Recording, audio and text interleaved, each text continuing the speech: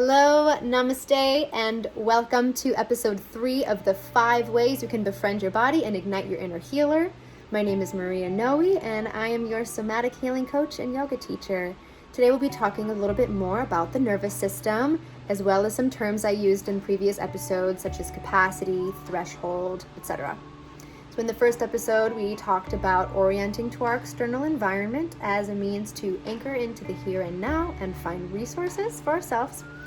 So that's actually where we're going to start a little bit today as well, because we want you to be present so you can absorb what I'm about to share. So if you've watched the first episode, you already know, but in case you've skipped ahead, that's okay too. I want you to use your 5 senses and observe your external environment. This is just the way that we observe our space to ensure that we are safe. So I'm looking around with my eyes, I'm listening. My air conditioner is really loud today because it has like a heat index of 100 degrees in LA. No big deal.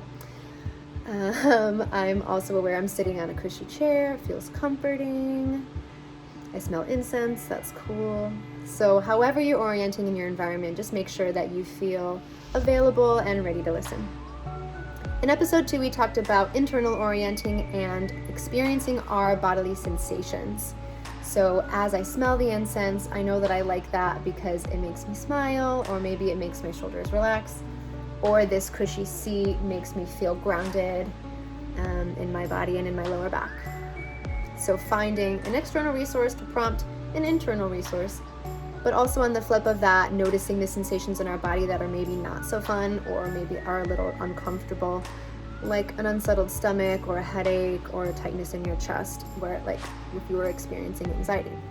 But we played with this idea of pendulating between the two, between a resource and a stress. And we titrate the stress, which means we just drop a little bit at a time to become curious of our capacity to hold that stress. And as we're holding it, to be aware and online and an actual witness rather than completely checked out of the stress or like flying off into fear or panic. So that's just a quick little overview of what we talked about already, but I want to dive further into this idea of capacity and the idea of being able to be a witness to the stress. So I have an example for you. This is one that makes sense to me, so take it for what you will. It's this idea of a balloon. So you have your balloon and you have the rubber, the outside of your balloon. It starts out, I guess, pretty small. So the rubber of your balloon is your threshold. Stay with me. The air, or say you fill it with helium, is your stress, is the stress that we put in to our experience or that something else puts in. When you fill up the balloon with the stress, the area in which the air or the helium takes up, that space is your capacity. So if we just put a little bit of stress in, we might feel like, okay, I'm not even close to my threshold. This feels safe. Like it's maybe not comfortable because I don't like stress, but not all stress is bad. Basically, I can be with this and I can witness this. The more stress that we take on, or if there's been a trauma and you've had an overwhelming experience, you've gone beyond threshold in that moment.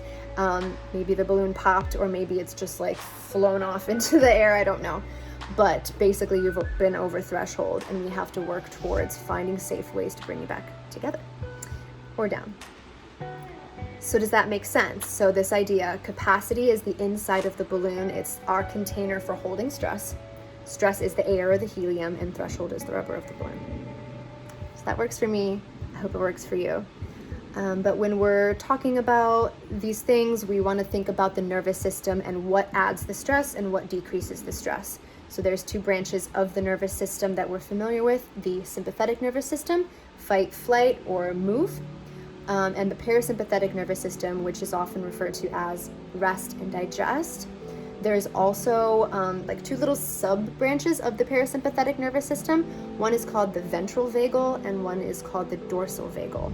So that's getting a little bit more technical, but just at a high level, ventral vagal is social connection, negotiation. So if you're feeling like, oh, there might be a threat, sometimes you might just smile or like try to socially connect with somebody, and that's when you're online. It also just works when you're not actually in a dangerous situation. It just is a kinder way to be with your nervous system.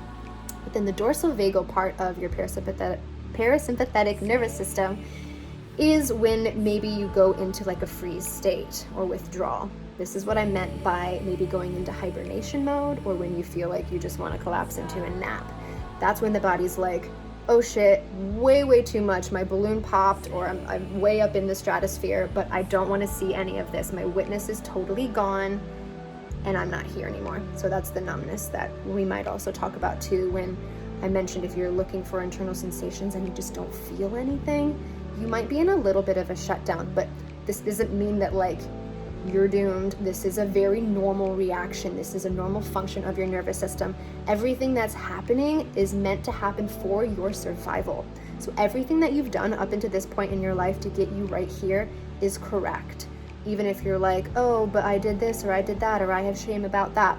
It doesn't matter. The fact that you're here right now processing this information with me means that what you did in that moment was correct. You did what you need to do to survive. Whew. So that gets a little heavy, right? But this is information that I find to be helpful for me as I begin to understand my own healing journey. So this is why I find it important to share with you. I have a lot more to share, and I only have maybe 2 more episodes after this, but again, to remind you that just coming around the corner, I think I'll start announcing next week officially that I have a group coaching collective opening up for only 8 people. We're going to dive deeper into the nervous system, trauma, how we respond, how we really embody an appropriate, healthy response to what's happened to us, and how we want to move forward with our life. So stay tuned for more on that.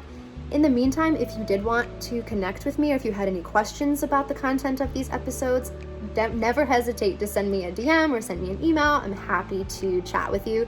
Or if you wanted to schedule a free one-on-one discovery call, we can explore whatever's been sitting with you. I'm so happy to be connecting with you in this way. Again, please reach out if you have any questions. But in the meantime, I'll see you in the next episode. Happy orienting, happy learning. Namaste. I'll see you soon.